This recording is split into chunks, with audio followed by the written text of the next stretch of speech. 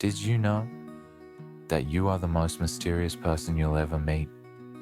Seriously, think about it.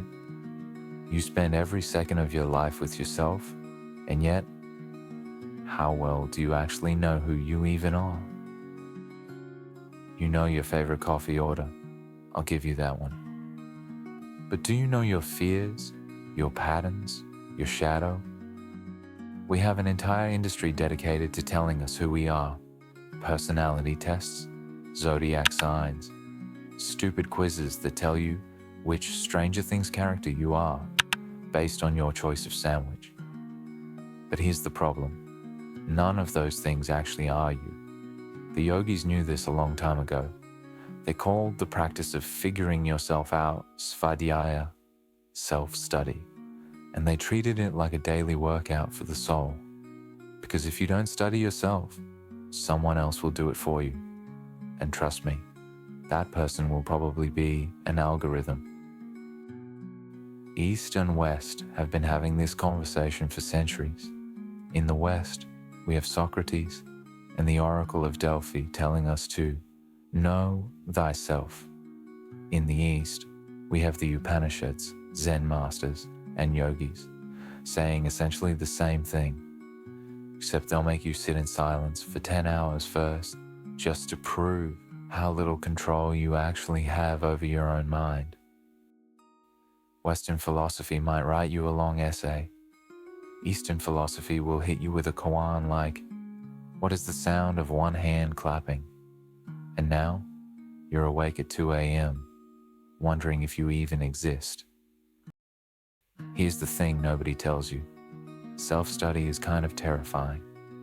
You think you want to find yourself until you find the part of you that procrastinates, or the part that lies to avoid conflict, or the part that secretly wants to quit your job and start a goat farm in the mountains. Self-study will show you the parts of yourself you've been ghosting for years. And just like that one friend you've been ignoring, they always come back at the most inconvenient time. But here's why it's worth it. You cannot master what you do not know.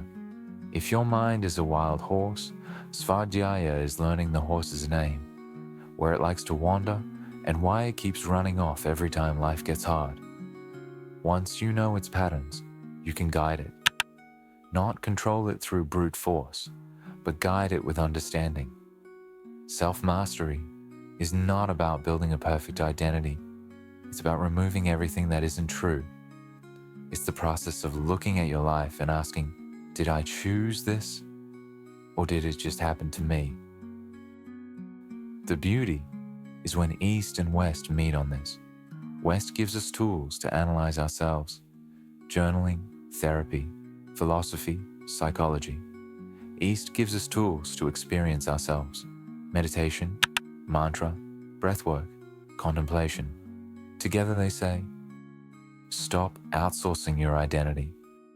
Stop running on autopilot. Sit down, look inward, and actually meet the person behind the eyes. Here's the challenge for you, which I hope you'll take on. Take 10 minutes today. No phone, no distractions. Write down 3 questions. What do I actually want right now? What am I running from? Who am I when nobody's watching? Answer, honestly.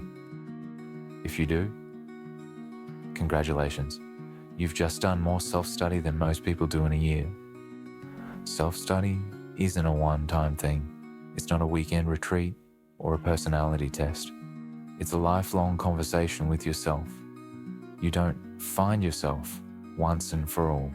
You keep finding yourself over and over again. Each time you do, the monster in your mind gets a little smaller and the real you gets a little louder.